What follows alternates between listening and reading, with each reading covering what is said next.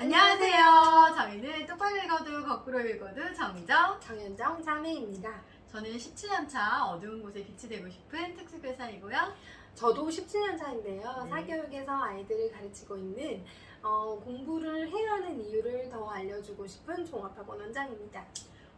저는 중3, 중1 아들들을 키우고 있는 중딩 학부모이기도 하고요. 저는 초6, 초3, 초1, 3남매를 키우고 있는 초등학부입니다. 자녀를 낳아 키우면서 그 자라는 과정을 지켜보고 같이 키우는 학부모들과 긴밀하고 원활하게 소통을 하고 있기도 하고요.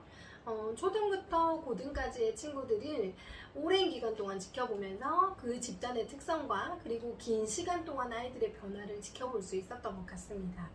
저희의 공통점인 것 같네요. 때론 이제 공교육과 사교육이다 보니까 의견이 좀 다르기도 하고 같은 배에서 나왔지만 저희가 성향이 굉장히 많이 다르다 보니까 상반되는 의견으로 좀 치열하게 좀 그렇죠. 크기도 했었죠. 많이 다뤘었죠. 한 아이를 키우기 위해서는 온 마을이 필요하다라는 말이 있는데요. 그 아이를 둘러싼 마을이 굉장히 중요한 것 같습니다. 그런데 마을이나 또는 사회에서 보내는 메시지가 너무 공부에만 집중되고 있다는 안타까운 생각이 드는 것 같습니다. 학교에서는 사실 다양한 성향과 또 다양한 가정 형편과 또 학습 능력의 차이, 편차가 굉장히 심한 아이들이 한 교실에서 오랜 시간을 같이 보내고 있습니다. 그런 마음, 그런 환경이 굉장히 긍정적으로 작용하는 아이들이 있는 반면 부정적으로 작용을 해서 학교생활 굉장히 힘들어하는 아이들이 해마다 좀 늘고 있는 추세예요. 그러네요. 사교육은 그래도 모든 청소년들 중에서 의무교육을 해야 되는 청소년들 중에서 그래도 공부를 좀 하려고 하는 학생들이 가는 곳인 것 같은데요. 꼭 그렇지만은 않은 것 같아요. 그래요? 사실 사교육이 선택적인 부분이 있음에도 불구하고 네. 친구들이 다 하니까 엄마들도 다른 아이들도 다 하는데 우리 아이들만 안 하면 안 될 것 같아서 어쩔 수 없이 보내시거나 네. 그리고 아이들도 어쩔 수 없이 오거나 그런 친구들이 많다 보니 와서 시간을 낭비하는 친구들이 굉장히 많아지고 있는 것 같아요. 친구 만나러 학원 가더라고요. 그것도 맞는 공부하러 안 얘기예요. 가고. 네, 네. 맞아요. 공교육에 17년 동안 근무를 하시면서 공교육에는 어떤 변화가 있었을까요?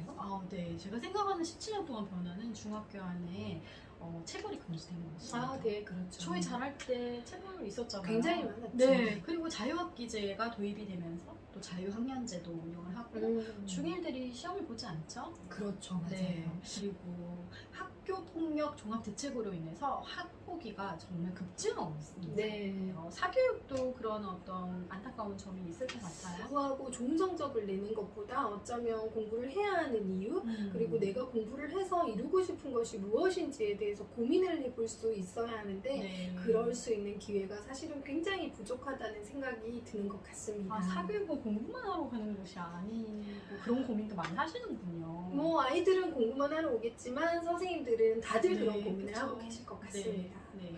그래서 사실 이런 부분이 인성에도 굉장히 영향을 미치는 부분인데 사교육에서는 인성교육을 할 수 있는 부분이 굉장히 제한적인 것 같습니다. 그렇겠네요. 공교육에서는 인성교육을 위해서 어떤 부분이 되고 있을까요? 공교육은 사실 전인 교육을 가르치는 곳입니다. 그러다 보니 다양한 방법으로 인성교육이 이루어지고 있어요. 뭐 효와 예절, 또 욕하지 않는 그런 문화를 만들어주기 위해서 언어 개선 프로그램들을 네. 진행하기도 하고요. 뭐 동아리 시간, 창차 시간을 이용해서 아이들에게 인성 교육을 선생님들이 굉장히 애를 많이 쓰십니다. 그렇군요. 그렇게 많은 활동을 하고 있다면 아이들이 그 시간에 굉장히 잘 참여하고 또 실천하고 있는지도 궁금하네요. 네, 언젠가부터 학생들이 이런 그 인성 교육을 하기 전에 질문합니다. 선생님, 수행평가 들어가나요? 네네, 그런 질문합니다. 그래서 수행평가 들어가지 않으면, 또 성적이 들어가지 않으면 아이들이 열심히 듣지 않습니다. 네. 너무 안타깝습니다. 네, 그럴 것 같습니다. 정말 들어야 될 것 같은 아이들이 귀담아 듣지 않는 경우가 많아요. 네. 물론 잘 듣는 아이들도 그렇죠. 있긴 하죠. 네. 인성교육이 필요한 아이들이 듣지 않는다는 얘기가 참 공감이 되는 부분인 것 같습니다. 공부를 잘해서 좋은 고등학교를 가고 그리고 좋은 대학에 진학을 하는 것이 최종 목표가 되다 보니 그 과정에서 중요한 것들이 생략되고 있다는 생각이 많이 드는 것 같습니다. 네, 최근에는 이런 일도 있었어요.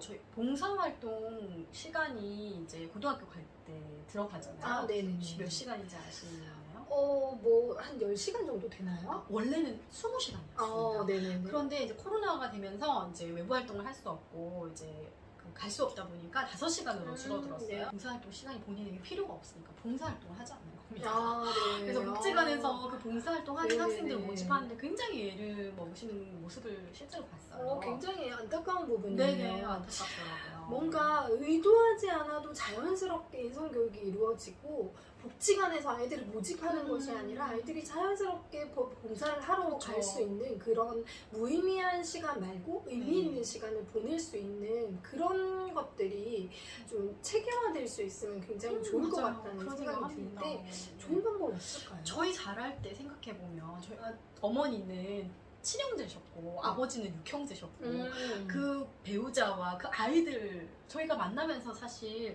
효도 배우고 그 안에서 그렇죠. 애절도 배우고 맞아요. 너무 생활 속에서 자연스럽게 그런 거 배웠던 것 같아요. 그렇죠. 저희 세대까지만 해도 그래도. 맞아요. 그런데 지금의 아이들은 그냥 외동도 굉장히 많고요. 또 이웃이나 이제 핵가족화 되다 보니까 그런 기회가 정말 일상생활에서 인성교육이 이어지지 않는 게 정말 안타깝더라고요. 저는 어떤 약물 남용 교육이나 성폭력 예방 교육이나 이런 건 체험을 하지 않아도 되는 교육이잖아요.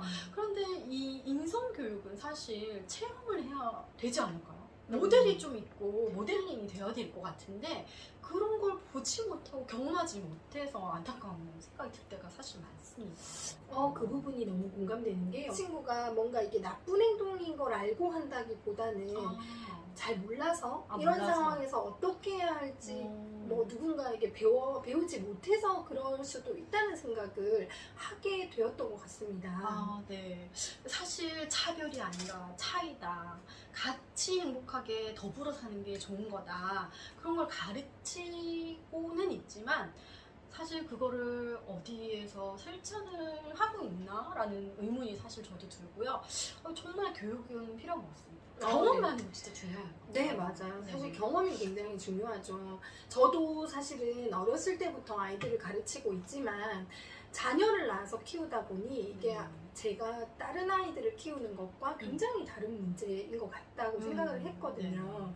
여러 가지 나의 내면에 있는 그 어렸을 때부터 가지고 있는 그런 인식들이 아이를 키우면서 부정적인 방향으로 흘러가는 경우들도 있고, 그리고 이런 것들을 어떻게 뭔가 해소하고 싶어도 어디 가서 뭔가 내 마음을 털어놓고 할 수 있는 경험을 하기가 굉장히 어려운 부분들이 있는 것 같고, 저뿐만 아니라 아이를 키우고 있는 다른 부모님들도 많이 그런 부분들을 고민하고 계시는 것 같다는 생각이 들었습니다. 네, 엄마 아빠가 된 우리들도 사실은 그런 자랄 때 급격한 경제 성장 과도기를 겪으면 뭔가 뭐 그런 가치 경험을 하거나 그런 경험을 사실 많이 해보지 못한 것 같아요. 그렇죠. 타인을 통해서 그냥 맞아요. 조금 익힌 건 있었던 것 같지만 그래서 그런 경험이 아이를 양육할 때 나타나는 것 같기도 하고요.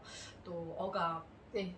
또 우울감, 또 불안 이런 것들이 굉장히 그 인성교육에 집중할 수 없는 어떤 정서적인 부정적인 생각들 이런 것들이 굉장히 좀 지배적이지 않나. 지금 부모님들이나 선생님들도 마찬가지고 학생들도 그런 마음을 좀 갖는 것 같더라고요. 맞습니다. 그래서 사실은 내가 몸이 아플 때 병원을 가듯이 자연스럽게 편안하게 언제든 방문할 수 있는 누구나 건강검진을 받듯 1년에 한 번 정도라도 정기적으로 내 마음 건강 상태를 확인해 볼 수 있는 이런 부분들이 뭔가 시스템적으로 정부 정책으로 만들어지면 좋겠다는 생각이 드는 것 같습니다. 네, 맞아요. 누구나 약국 가서 우리가 아프면 그 병원 이야기하고 약을 처방받듯이 그렇죠. 뭐 상담센터에 가서 자기의 마음을 이야기하고 어떤지 진단도 좀 받고 네. 좀 심각하다면 병원에 가서 마음을 치료하는 그런 게 좀 필요하지 않을까 맞아요. 하는 생각이 들어요. 이게 인성교육과 조금 연관이 되지 그렇죠. 않을까요? 사실은 인성이 사전적 의미로는 사람의 성품 또 각 개인이 가지는 사고와 태도 및 행동 특성을 말하는 거거든요. 그렇기 때문에 상담과 인성치료는 뗄래야 뗄 수 없는 관계라는 생각이 드는 것 같습니다. 20대 사망률이 몇 %나 되는지 알고 계세요? 꽤 높을 것 같기는 한데. 네, 20대 사망률이 40%입니다. 40%. 네. 20대가 가장 높긴 하지만 30대도 40대도 자살률이 굉장히 네. 높은 편인 것 같습니다. 그래서 우리나라가 출산율이 낮아서 굉장히 고민이 되는 네, 부분인 그렇죠. 것 같은데 네. 낳은 아이들이라도 잘 키워내야 하는데 그 아이들을 자살로 내모는 이런 현실들이 참 안타깝죠. 안타까운 부분인 네. 것 같고 이 부분을 뭔가 잘 해결될 수 있는 그런 정책들이 마련이 되면 좋겠다는 생각을 늘 하게 되는 것 같습니다. 네, 학교에 있다 보면 사실 너무 안타까운 사연들이 많이 들립니다. 요즘 자살 네. 물론 많이 들리고요. 학폭 네, 맞아요. 많이 경험하고 있고요. 성폭력도 있습니다. 네. 그리고 교권 침해가 너무 급증하고 있어요. 그렇죠. 뉴스에 좀 충격적인 사건들도 많더라고요. 네. 그런데 그런 경험을 할 때 우리 멘탈 와장창 무너집니다. 이럴 때 아무렇지도 않은 사람은 정말 없을 것 같아요. 그렇죠. 그런데 이걸 치유하지 않고 상처받고 마음의 병이 있는 그 학부모, 학생, 선생님들 정말 많이 계셔요. 그렇죠. 우리 어떻게 해야 될까요?